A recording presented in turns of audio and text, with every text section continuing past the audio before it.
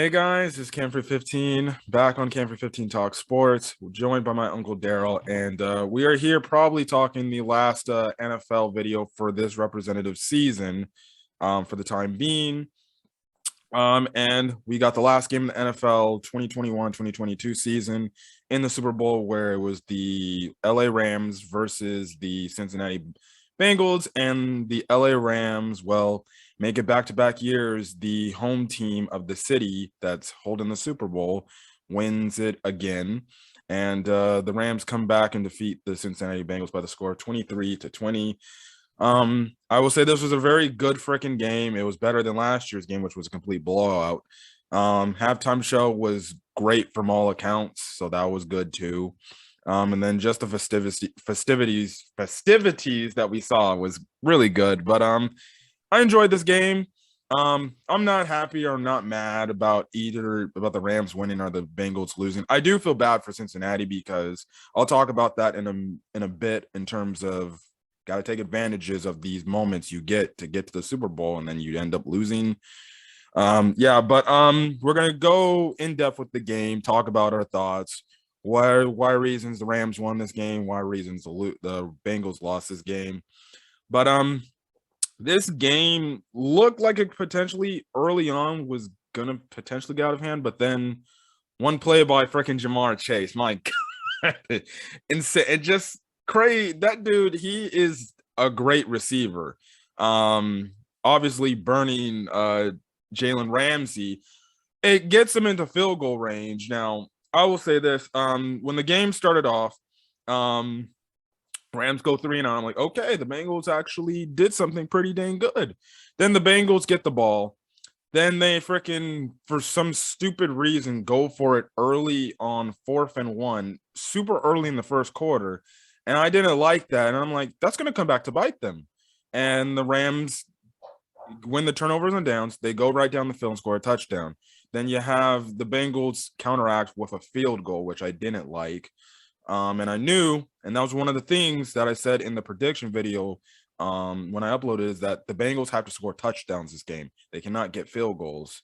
I think they got, they got 2 touchdowns, 1 field goal. Yeah. But still wasn't enough. But for a majority of this game, it was kind of just a back and forth game and then stalemate. And then we get to the second half, big play, although it was a missed penalty there.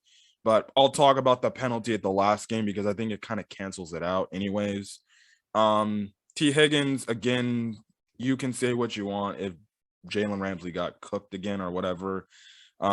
He ends up getting a touchdown after that. The Bengals truly didn't do anything after that point. The Rams defense adjusted, and they just essentially up front in the interior of their defensive line, they just did different stunts and different techniques and stuff like that to throw the blocking scheme of the Bengals up. Now, I will say, to the Bengals' credit, for a half, they did a fairly good job at blocking the Rams, and I was about to tweet that, and then Aaron Donald, Von Miller, and the Rams just imploded on their offensive line and utterly just took Joe Burrow out the game. Now, I personally believe that's on the fault of Joe Burrow and a little bit of the Cincinnati play calling. I think the Cincinnati play calling could have been a little bit more get the ball out faster, and then Joe Burrow, I do believe, was holding onto the ball way too long. At least throw it away if there's nothing open. But after that, truly, the Bengals really didn't do anything, and the defense was cooking. The only thing that was going on with the Rams was their offense sucked. Now, in the first half, Odell Beckham Jr. came down with tragically a non-contact knee injury, which I would more than likely believe he tore his ACL. His knee just gave out right then and there. Trust me, I know how that feels. Painful. And truly, it was like, okay, that's going to be a huge impact on this game. Really, truly, that means the Bengals are just going to have to dang near almost maybe triple team Cooper Kupp and at least limit what he does. Well, sadly for the Bengals on that last drive, they could not do that because that drive was all Cooper Kupp, 100%. If not for Cooper Kupp, I don't believe the Rams win this game. He picks up the 4th down reverse sweep, which was literally the game for at that point in time. for the time being. Then he makes some catches, and at some point, you're just like, they're just going to Cooper Kupp. You got to know that. Matthew Stafford makes this great no-look pass that looks like he was going to check it down to his tight end, but then it fools I think, Von Bell, and he passes it to Cooper Kupp to get them even further. You then end up further going on. You get a ticky-tack holding penalty, which is definitely debatable.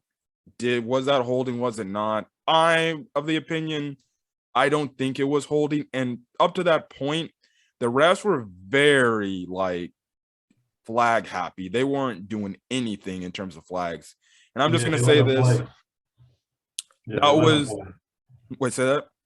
I was going to say, they let him play up until late in that fourth quarter. Yeah, that holding call, I wouldn't be shocked if a lot of people say it's a controversial call, because up to that point, refs, you didn't do anything. You even let a face mask penalty go right ahead for a touchdown.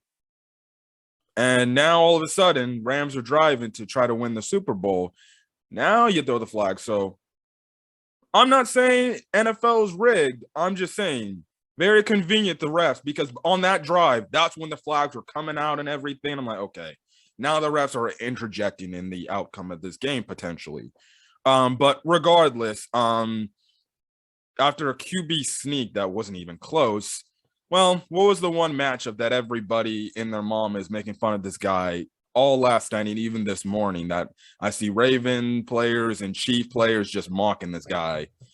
And for some dumb reason, the Cincinnati Bengals just had to let their weakest corner on their team, Eli Apple, against the best receiver in the league, go one-on-one, back shoulder fade, touchdown, Rams are up. Now, I'm just going to say this. Why would you even let Eli Apple on him? That's why you see guys like Rashad Bateman, Tyreek Hill, Lamar Jackson, all these guys mocking Eli Apple right now. And Nico Hardman did it. But you know why? Eli Apple, for whatever reason, can't close his mouth. He can't close his mouth. I'm like, dude, just shut up. You should already know you're not a top-tier cornerback, or what the term is, shut down corner. My guess is he probably went to the defensive coordinator and said, I want this guy. I want him. I'll stop him. And I'm just like, dude, if you just shut up and play, don't talk like you're a shut down corner, play like you're a shut down corner, and you'll be fine. But for whatever reason, he keeps opening up his mouth. There are family members on his side that keep opening up their mouth on his behalf, which allows him to open his mouth even more. And then he gets burnt. Yep. So it's just like, you know what, dude? Having faith in a player is one thing, but you got to be smart in the Super Bowl. And the defensive coordinator, Coach Lou, he should have never made that call to put. But at the same time, though, Cooper Kupp did burn Mike Hilton as well. So it really didn't matter who you put on him. You know, I probably would have put maybe a bigger cornerback on him. Yeah, maybe like a Von Bell or something like that. Yeah, maybe a Von Bell, someone that like a safety or something of that nature, to make sure you're a little bit more physical with him at the point of attack, the line of scrimmage. But man, I don't know if I would have put Eli Apple on him in that moment. Now, as far as that, you mentioned that defensive holding. I didn't think it was defensive holding. Yeah. However, I did think it was a DPI. I did think it was defensive pass interference. He made contact well before that ball arrived. And so you can. Wilson made contact well before. Now, granted, I will say this: it was a bad throw by Stafford. He threw it behind Cooper Kupp. He threw it behind him. Cooper Kupp was already in front of the football when the football arrived. But Wilson still did make contact, slight contact, and he did wrap his his left arm around him a little bit. So that's the price you pay for guarding the best wide receiver in the game. I mean, he earned that call. I mean, big stars earn them calls. As far as that face mask is concerned, I didn't have a big problem with them letting it go, because the side judge was behind the play, and the side judge on the other side was too far away from the call to actually make that call where T. Higgins, came across with his right hand. I mean, I think it was his left. Yeah, it was his left hand. And he came across Jalen Ramsey's face mat, and he did bring it back. Now, was it intentional? It didn't look like it was intentional, but the side judge was behind the play. If he was in front of the play, maybe he would have made that call and they probably wouldn't have gotten that touchdown. But, be that as it may, the Bengals played 3 great quarters. The defensive line played almost lights out. The Rams couldn't run the ball at all, but that did not deter them from running the ball. A former coach of mine used to tell me that, running the ball is one thing, but if you give them the threat of the run, that's also just as big as well. And the Rams did not stop running the ball. They kept running the ball. I think they ran the ball almost 25 times. But the biggest problem that I had with the Rams is late in the game, 1:55 on the clock, and they're at the 7-yard line, and they're trying to throw the ball in the end zone. And Sean McVay has given really big kudos of being a play caller. I question his thought process as far as passing the ball so many times. He's lucky to get that defensive holding. He was lucky because if he would have tried running the ball, Cincinnati had 3 timeouts at that particular time. And sorry to interrupt. Also, too, there was one penalty there was 2 penalties to offset when Cooper. That's right. On a touchdown. There was a holding on the Rams, but Von Bell hit Cooper Kupp in the head. If not for him doing that, they would have been pushed back even further. Correct. And then on top of that was another play in which I'm trying to think it was Van Jefferson, in which he was wide open and Matt Stafford missed him. He really missed him.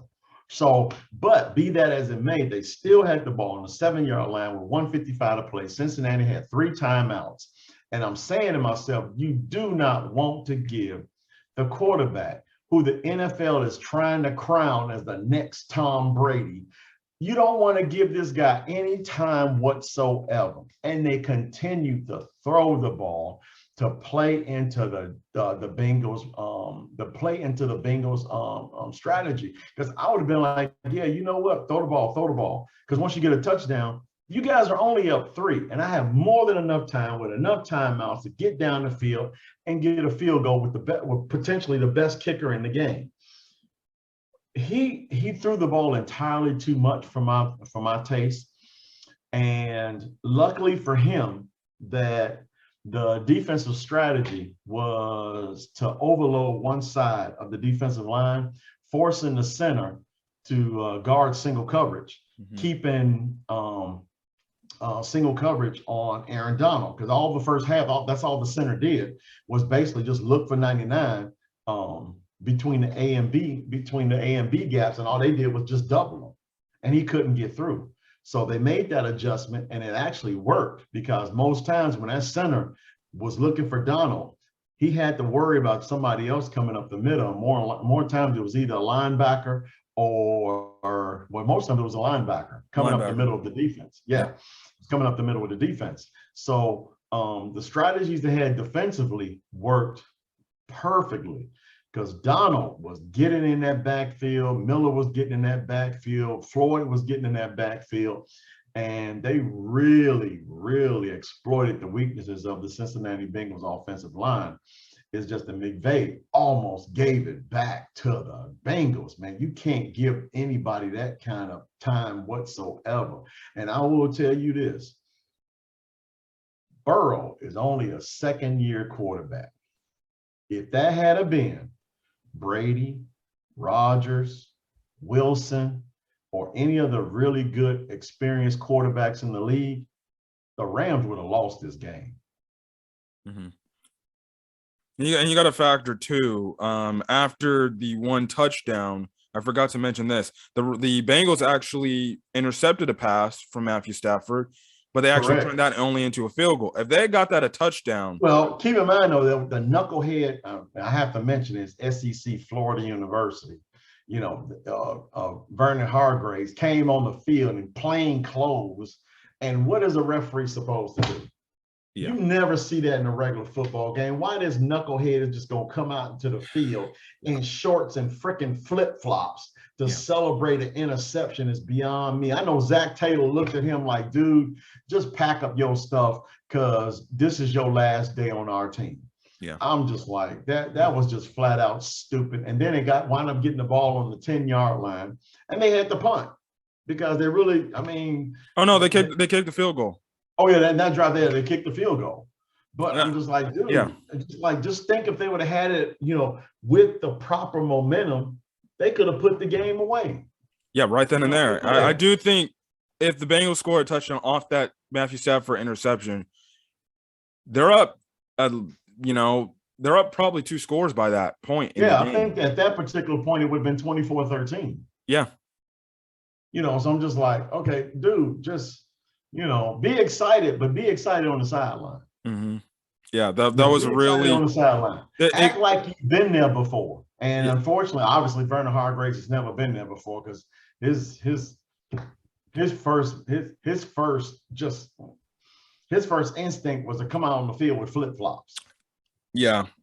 That obviously goes to show you the inexperience of a team that's never been in the big game before. Correct. I'm there. However, that all being said, I honestly think the Bengals has got a really good foundation to get there time and time again. Mm-hmm. They got to shore up that offensive line, though. Yeah. They really got to shore up that offensive line. Now granted, the Rams defensive line is probably one of the best in the league because they can get you with 4 guys. They really didn't have to blitz. When that linebacker came up the middle, most times Leonard Ford dropped back into coverage. So they just had the right strategy to make sure that center didn't look for Donald and left Donald one-on-one. So they were getting to him with 4 down linemen. But they got to work on that offensive line. How they do it, what they do it. They added a lot of pieces to their football team just to get them to where they are right now. And they got to add some pieces to that offensive line to make them even better. Mm-hmm. And then on that last drive before the game ended, the Bengals looked like they were going to drive and potentially put themselves in a chance to either kick the game-winning field goal or heck, maybe go to win the game-winning touchdown. Yep. But you get a very controversial play call by Zach Taylor where he decides to run the ball on 3rd and 1 with, no, not Joe Mixon, Samaje Perine. Gets stuffed, even though, if anything, it looked close like he was going to pick up, but then he gets pushed back, stopped short. Well, see, that told me they were going to go for it on 4th down, regardless of whether he got the first down or not. So I understand why they ran the ball. My point is, why did you run the ball with Perine? Yep. Instead of Mixon? Mixon was basically tearing that defense up all day. As a matter of fact, if the Bengals had won the game, my vote would have been for Joe Mixon for Super Bowl MVP. Mm-hmm. So Mixon was doing very well. Yeah. Why run with Perine at that moment? Maybe it was just they were hoping that if Perine was in the game, maybe they thought screen. They were hoping the defense would think screen. He scored on the screen against Kansas City. For the most part, Perine is the running back they use on passing downs. So maybe it was just one of them things where they just wanted to, decoy the play. We'll let you think pass and then we run. Don't know. Nah, I don't know what that was, but it ends up with the 4th down being set up. Aaron Donald gets essentially the pressure on Joe Burrow, game over. And then the Rams obviously win the Super Bowl there. There was also another big important moment that the Bengals had that I feel like could have potentially costed them. It was a part when they were driving earlier in that 4th quarter, and Tyler Boyd actually dropped a clear-cut, wide-open pass that if he catches that, he's at least picking up the first down in stride. And he drops it. He turns his head. Or he's 1 yard away, or he's at least 1 yard away. Yeah. Which means they would have went for it on 4th anyway. Mm-hmm. So that was key. I will say this though, when the Rams lost Odell Beckham Jr., Yeah. I think if Odell Beckham had stayed in that game, I honestly think it would have been a contest. I think the Rams probably would have blasted them because after that, they kept triple coverage and Cooper Kupp, what's his name? The other wide receiver that came in and replaced Obida Skoranek. I mean, he dropped the pass, and it was he looked like there was a couple passes in which his timing was off with Stafford because obviously they didn't get enough time together. But man, the loss of OBJ, because I mean he beat Mike Hilton on one in the first quarter, that first touchdown, he beat him easily. I mean, easily. And if Odell Beckham Jr. would have played that entire game, I have no doubt in my mind, the Rams probably would have hit 30, 35, maybe 40, because they could not cover. They couldn't cover OBJ. Yeah. I mean, it was clear. They couldn't cover the guy. Yeah. So I'll say, to me, that was the key in the Bengals at least making it close, making it a game, because OBJ going down was huge for them. Yeah. And I agree. I think Odell Beckham Jr. going down definitely changed the game's landscape because it kept Cincinnati in the game from just a competitive standpoint. But correct. Regardless, Cooper Kupp, when he was called upon, despite him being dang near almost quadruple team, he still showed up, and he essentially was the reason why the Rams won the Super Bowl. He saved them. And we said that in our Super Bowl preview video that hey, if they can limit Cooper Kupp's touches, I think I said if they get less. I mean, he had 92 yards, and we did say that I think the thing is Cooper Kupp getting more than 100. And I think this might be one of the few times the Rams won a game when Cooper Kupp had less than 100 yards. But I mean, the majority of them yards was in the fourth when they needed him most. And this guy, I don't even know how many times we were saying it before the video even started. Just me. This guy is amazing. The only wide receiver to hit the Triple Crown, most receptions, most yards, most receiving touchdowns, and won Super Bowl MVP in the same year. Only wide receiver to do that. Period. I think that might be the only player to hit all of that stuff. Just like, man, this dude is amazing.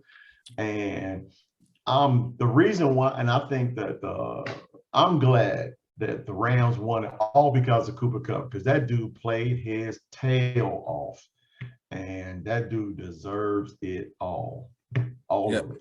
And I would also have to add with Aaron Donald. I did see his post-game press conference. Pretty emotional stuff for him, especially for a guy that lost the Super Bowl a few years back.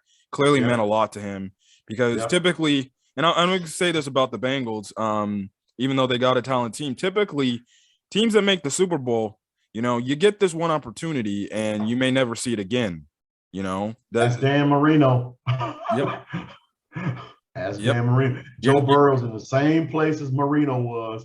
Marino went to the Super Bowl his second year. Burrow went to the Super Bowl his second year. Marino never saw the game ever again. Yep. So I'm just saying, the Super Bowl is just that hard to get to. Can't be. You definitely can't be like that lucky to be like a Tom Brady that's been there various times. Peyton Manning's that's been there 3 times. Eli 2 times. Bunch of different players that've been there multiple times. And then it's even tougher when you add a 17th game in the season, that whole thing is, and honestly, it's happening now. There's rumors that maybe Sean McVay might retire and go broadcasting. Aaron Donald might retire. I guess you can say I won't blame either or of them retiring, especially Aaron Donald, because he plays a pretty physical position. You've done everything you potentially could have done, and you won a Super Bowl, the thing that's eluded you in your entire career. Why not call it a career? And you're in like your 30s, your early 30s. I wouldn't blame him if he retires with the fact that all the data shows that, you don't want to have a tragic injury and stuff like that. Because didn't he tear his ACL a few years back too? Donald? Yeah. I know he had some major injury. He had a major injury. I don't know if it was an ACL or not. I was originally thinking a shoulder. Mm-hmm. But Yeah. But I'll say this, Donald and McVay, and I've coached basketball, and I can tell you, it is exhausting. It is literally exhausting. I mean, there are some nights you are up at 2, 3 o'clock in the morning thinking about what you could have done in retrospect. So if they decide to call it quits, man, more power to them, because I understand totally. This stuff is not easy. It really isn't. You put a stress that most people don't even understand on your mind, body, and spirit to do this stuff year in and year out. So I got it. If now I will say it's all in the moment. I'm pretty sure after they take their time to think about it a while and get some rest and things of that nature, they'll probably wind up coming back next year, as most athletes and coaches do. Especially McVay. I can't really see, any scenario where McVay would just call it quits unless there's something that's going on that we don't know about that will call him to pull away. I know that the NFL coaching fraternity is, I mean, these guys put in some long hours doing the season away from their friends, family, and things of that nature. That it's, you got to put in some work to do the stuff that these guys do. And I can honestly see if they decide to do it. I hope they don't. But that's my own personal feeling as a fan. Yeah. But now, if they do, now as a Bears fan, if they do, more power to me. That makes the NFC wide. Yeah, well, I was about to say, McVay, yeah, why don't you just quit and become a consultant for, the Chicago Bears? I mean, that should be an easy job, because, comparison to years past, they really don't know nothing. They could actually, take some advice from an experienced coach. So come on with it, McVay. We can use you, But now we're gonna go, before we get out of here, we're gonna talk about where each team could go into next year. Let's start obviously with the Super Bowl team that lost, the Cincinnati Bengals. Listen, I'll give props where props are due. They got as far as they possibly could, and honestly, even though they ended up losing, I can't be mad at what they did. Obviously, teams like the Bengals, it's rare, especially with the issue that they had on their team in the trenches. It's rare they get all the way this far to the Super Bowl. You can say their title run was luck, but I think it comes down to the fact that this was a really hard-fought, resilient football team that had a lot of talent at the skill position, but they just came up short. Clearly in the Super Bowl, some mental mistakes clearly killed them. The freaking dude ran out on the field when he had no business doing there. Some play calling issues, not catching or dropping an important pass, which I found hilarious. The fact that the 2 times in the last 2 games the Rams played, there was a critical drop by the opposing team's player that potentially could have sealed the deal for that team, but they dropped it and it ended up potentially them costing them. Talking about the 49ers dropped interception, and then obviously Tyler Boyd dropping the pass. And then not taking advantage of that interception they had in the red zone killed them. But like I said earlier, the Bengals, all in all, great. They got to make improvements to their team. The first thing they got to do is fix that offensive line. They have to fix the offensive line straight up.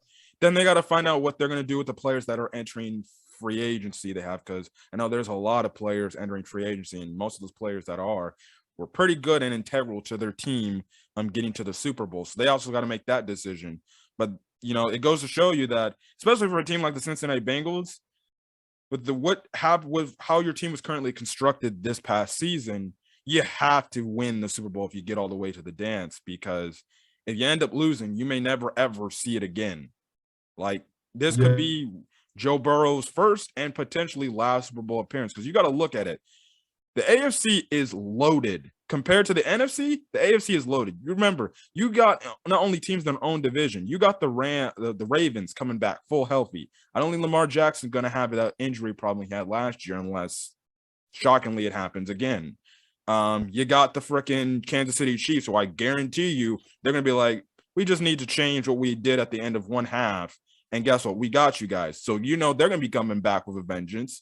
The Buffalo Bills, they're still going to be a problem, even though they lost Brian DeBole. Still. Trying to think of any other teams. The Patriots, they're an up and coming team again, even though they still got to fix some issues over there. There's really no team in the AFC South that you should be worried about because the Colts, well, they look like they're getting rid of Carson Wentz. And they done lost a good bit of their coaching staff to us. Yep. So I mean, so yeah, the coach is going through a bit of transition. The Titans, they'll be something, but they need a quarterback. We said it in that week playoff recap. They need a quarterback to be a threat. They need a quarterback. But the rest of the AFC South, they don't need. You really truly don't have to worry about. But I guess you can say you have to have some increased concerns about the Titans and stuff like that. The AFC West, I already spoke about the Chiefs. The Chargers, if they can get over that playoff hump, they got a great quarterback in Justin Herbert. Josh McDaniels went to the Raiders. You know, the AFC is just completely loaded with all these teams. And some of these teams, like I said, made the playoffs. And with the fact that the Bengals are in, the position they are, it could be definitely in that division too. Yep. And then, if the Browns end up getting a quarterback, they could be a problem. The only team that surprisingly that's in their division that might not be an issue only on offensively is the Steelers. They got to find a quarterback too. They got to find a quarterback too. They got to find a quarterback too. For me, the Bengals are, again, just like we talked about before, making a Super Bowl is so tough. It is so difficult to actually, but they got a really good foundation for the future. This Super Bowl, I think you can put the loss on, to me, Zach Taylor. Mm-hmm. If I would have saw, it was easy for me to simply see, hey, if the Rams are doing this and they're overloading one side, there has to be something you guys can do to shift your blocking scheme to counter what they were doing. And the Bengals just never really did anything to counter that overload on one side. I also think they kind of got infatuated with the fact that they made those deep pass completions. They think, okay, we have enough time to throw the ball. That's why I think Joe Burrow should have got the ball out sooner. If not, got it out of there, and they should have been more cool with checking the ball down, doing quick slants and stuff like that. Or even changing the protection at the line of scrimmage, whether it be having a running back stay in and make sure that if the center can't get to Donald, running back, you got to stay down and make sure you do something, help out with Donald. Put a tight end back there instead of a running back. It's something just to make sure you account for Donald's presence so that you know for sure that an extra body is on him at every turn. But they just didn't. To me, they did it, but by the time they did it, it'd be 3rd and longs, and it's too late. Even in the crucial times, they didn't do it. Yep. They didn't do it. It was like that 4th down when the game was settled. Donald was singly covered by the right guard. And I'm just like, dude, I don't care who you are. You can't cover that dude one-on-one. I don't care who it is. You could put the best offensive lineman in NFL history in front of that guy. And I can tell you, Donald is going to get by him. Donald is just that good. They didn't account for his presence in those crucial moments. Yeah, they probably did it sparingly throughout the games, things of that throughout the game. But in that crucial moment, I would have assured that there has to be an extra guy in just for him. Just for him. Yeah. And, as I was saying, even though the Bengals got here, they can never be back here again. So it's like, when you get these chances, these moments, you have to win these games, especially for a team like them. Because if you end up losing these games, you'll look back at that year and you'll be like, dang, you could look 10 years down the road and be like, we were in the Super Bowl 10 years ago and we lost that. The one chance we were probably that close. It could be this. It was just that close. Yeah. And guess what? This could be the start of, Bengals get to playoffs consistently, but they can have these upsets and stuff like that. And like I said, now too, teams are going to be putting the Bengals on notice. They're going to be like, okay, now, all right, we fell asleep on you guys now. Now we're going to take you guys a little bit more seriously. Yep. Yep, fluke year is over. So next year, let's see if you can do it again. Yeah, and then on top of it, let's admit it now. The NFL was trying to crown Joe Burrow as the next great quarterback. And I'm pretty sure, just like me, you, and whoever might have been watching, I'm pretty sure the other players in the NFL watched it as well. And usually when they come up against the guy who everyone wants to crown as that next big thing, then yeah, you're going to get a really heightened sense of awareness to the point where as defenses, man, they are looking to make sure you won't get crowned on us. So I think the Bengals, they got to get that offensive line together. If Joe Burrow is as good as everyone is saying he is, you still got to get that offensive line together. I think point number one, Zach Taylor, I got to admit, you got out-coached. You did. That second half, McVay had you. Zach Taylor, you got to be better. So I think those two things right there are learning lessons. Burrow, just like you said earlier, learning lesson is get that ball right out of your hands a little quicker. Change the protection at the line of scrimmage. Be better at that as well. But yeah. And we'll see how the Bengals do next year, because we know as Bear fans, we were 12-4. Thinking we're going to go into next season being probably Super Bowl contenders. And then guess what? We flopped beyond belief and we regressed. Same thing can happen to the Bengals. This NFL, anything can happen, so we'll see. So we'll see. As for the Los Angeles Rams, listen, I'm just going to be honest. Next year, going to the favorites, they're clearly favorites for Super Bowl. If everybody comes back. Yeah. If everybody comes back. Obviously, they're going to have to make a decision who they cater more, OBJ or Von Miller, because I don't believe they can sign both unless one of them is willing to take, I guess, a super deal or something like that, and then one of them's willing to take a vet min, unless they both want to come back on some sort of vet min and just win titles.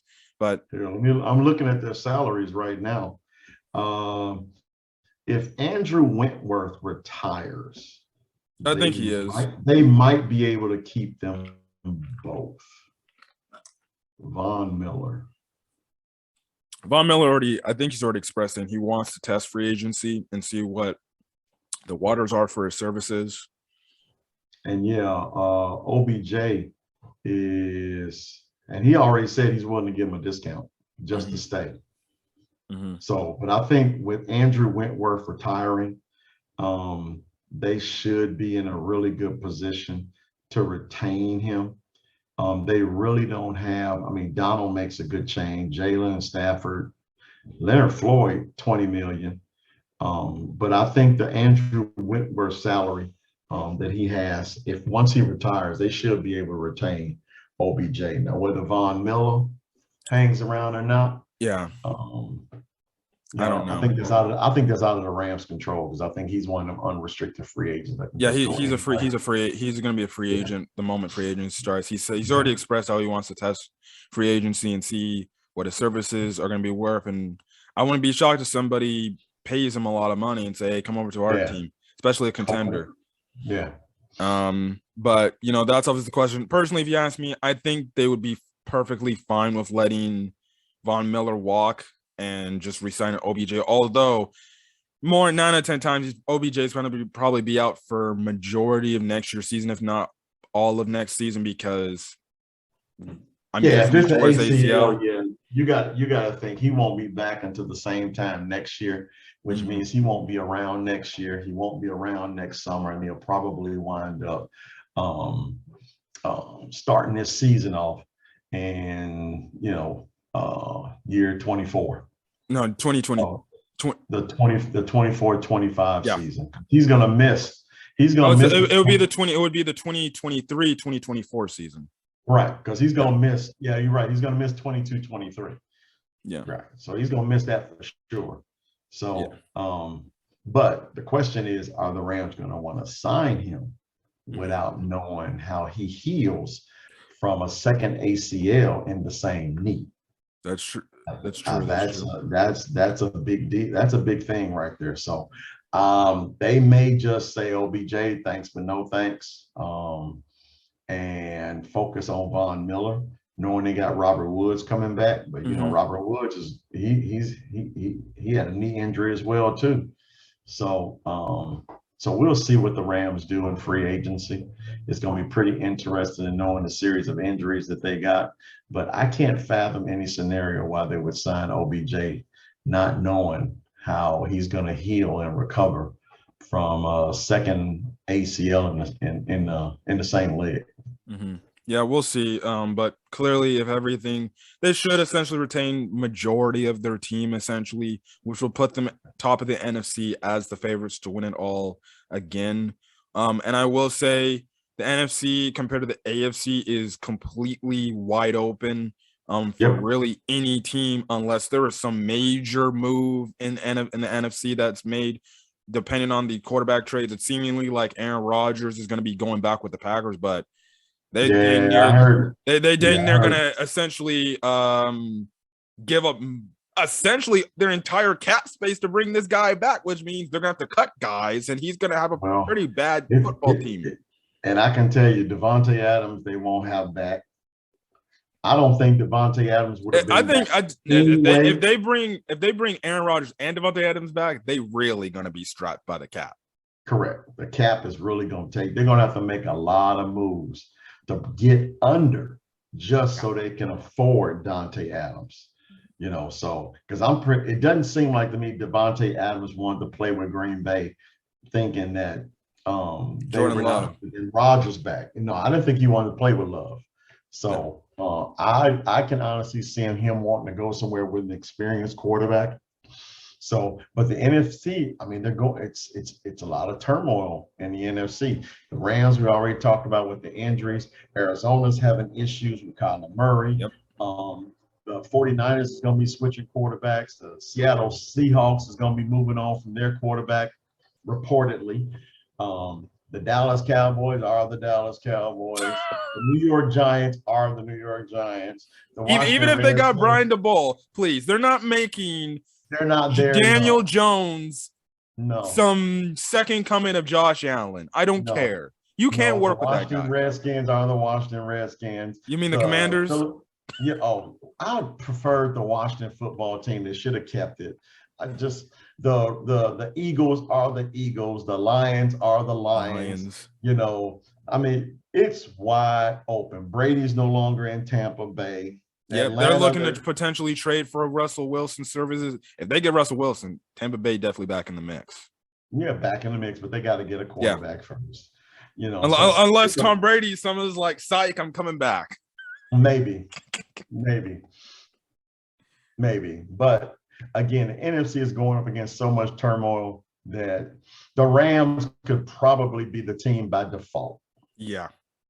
Unless you get some surprising team that just upsets them.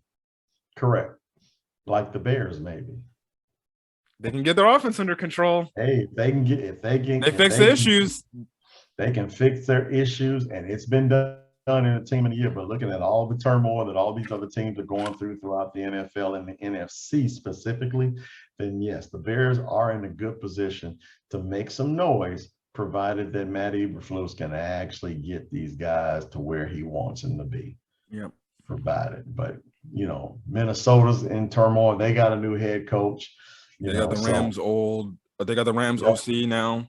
Yep. So, I mean, NFC is wide open. Yeah. Anybody can take the NFC.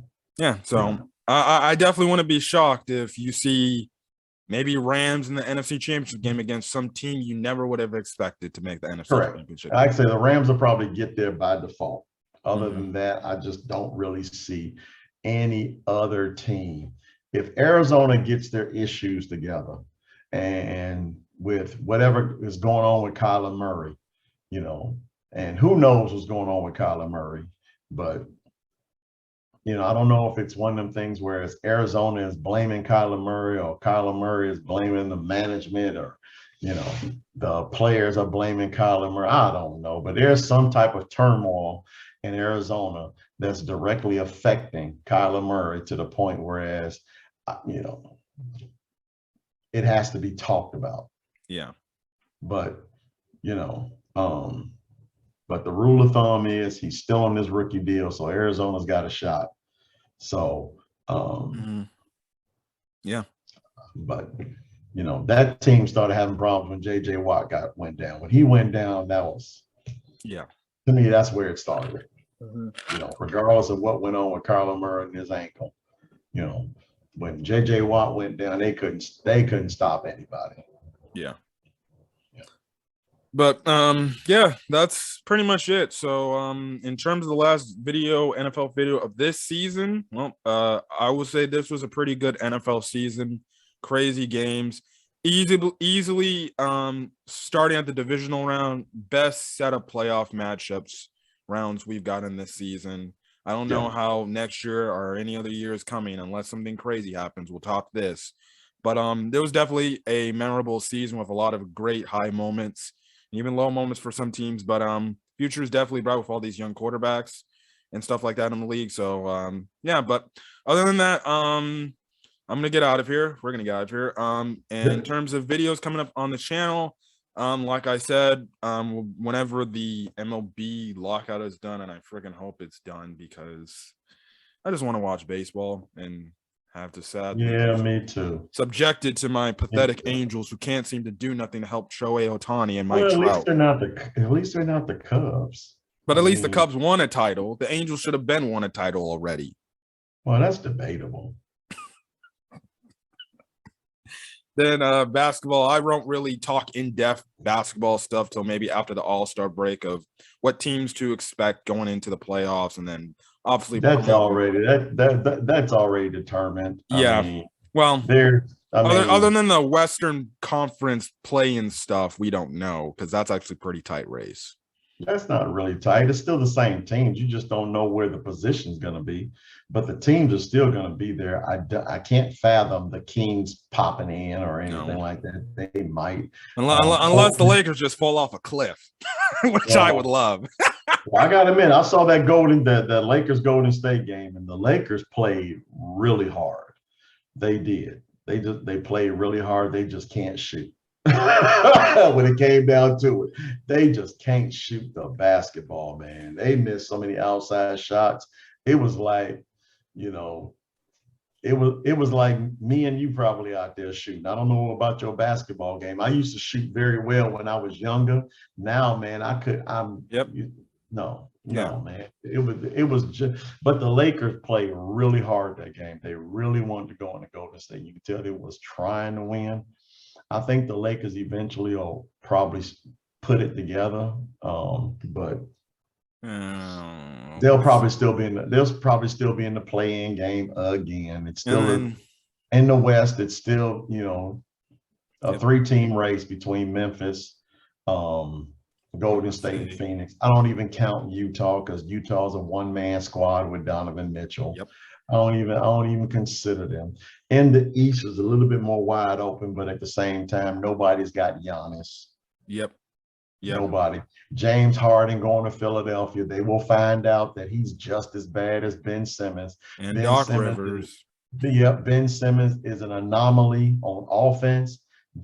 James Harden is an anomaly on defense. And at least Ben was good enough to play anybody defensively. He was horrible on offense, but watch James Harden. He gonna look like a bullfight out there, even in the playoffs. Ole, so they're gonna get sick of him. You have to wonder. It's like he did it in Oklahoma City. He did it in Houston. He did it in New Jersey. And I don't understand what is the constant with all of them places why they didn't win. The one constant is James Harden. Mm-hmm. No one is actually, and then here his enabler is in Philadelphia and gonna bring him into Philadelphia. Yep. Daryl Morey.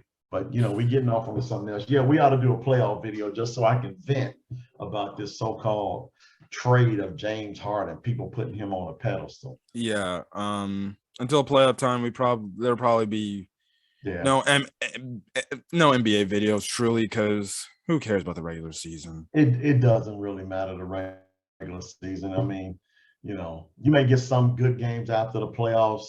Maybe mid to late April, get some really good games before the playoffs start. But yeah. And then obviously free agency for NFL is gonna be starting up March 1st. Again, I have to get in contact. I know my friend Matt, he's actually sick at the moment right now. So we're gonna have He should be sick. we're gonna do our video about our thoughts on the retirement of Tom Brady. Again, my friend Matt, he's actually a Patriots fan, so he's experienced Tom Brady for a long You time. gotta let me in on that one. I'm a Oh yeah, huge yeah. Tom Brady fan. I was gonna let you in on that too. Yeah, because I'm a huge Tom Brady fan. Ask your pops. He knows. I mean, Tom Brady for me is like he's like the gold standard. I mean, I think it's only one other player in the pantheon of athletes that I personally have ever witnessed is higher than Brady, but only by so much, and that's Jordan. Yeah. But Brady, man, is the dude is just. Yeah, I definitely want to do that video, especially for somebody like me who's only watched truly only the back half of his career, compared to just everything he's done over the span of it, Yeah. and stuff like that. So bringing not only a Patriots fan but also somebody who's been watching football for years That definitely one's helps. fine. Just don't get off topic and start talking about basketball with him. Just don't get off. Stay on point. Let's talk about Brady. Let's talk about the Patriots. Let's talk about football. But do not, under any circumstances, I beg of you, do not get off topic and mention the Celtics, Boston University, Boston College. Don't do any of that because I'm gonna have to cut it short and be like, hey, dude, no, you can't do it. Your card is revoked just because we talking about college basketball. No, basketball is basketball. Nope, sorry. And Matt, I hope you watch this video so you will know. Don't even broach the subject. And then also too, whenever college football gets set back up again, I'll definitely do recaps. I don't know if you want to come join me on those as well, but that's up to you. Oh, really? You think I'm not going to be interested to give anybody a roll tide? Come on, man. Come on. Come on. So yeah. You know what? After the Pledge of Allegiance at my school in the morning, right after the pledge, I say roll tide. So yeah, I'll be on your college football videos. Okay. I'll also see if I can get Matt to join those. Again, those videos will have to go up probably the Monday because I'm watching NFL football and definitely going to next season. I'll definitely make sure not only just to cover the Bears, I do want to do a whole league-wide opinion thing, which means I'm going to watch more freaking games and stuff like that, but that's fine by me. I'll just squarely be focused on the Bears, but I'll pay attention to the other games and stuff like that. But yeah, so look forward to that. Like I said, free agency moves for the NFL will come down to what they do. I don't know if I'll do a whole thing. Obviously, the NFL draft, when that happens, we'll be here again, giving our first round day one thoughts. And then after the Bears do their entire draft picks, we'll be back. And then that's when we'll get into the whole things and everything. And yeah, but other than that, that's truly it for now. But I don't know when this Tom Brady video will be up. I just have to schedule and get in contact with my boy. But other than that, that's kind of it. So for this season, that's it. But anyways, we're going to catch you guys in the next video. I'll see you guys later. Hopefully you guys are staying safe. So if you guys like the video, leave a like, put in the comment section your thoughts on this year's Super Bowl, as well as hit that subscribe button if you want to get more content regarding about all the sports in there and stuff like that. Anyways, guys, I'm going to get out of here, guys. Hopefully you guys have a great rest of your day or night or whenever you're doing. Stay safe out there and have a great rest of your day. Till then, guys. Peace.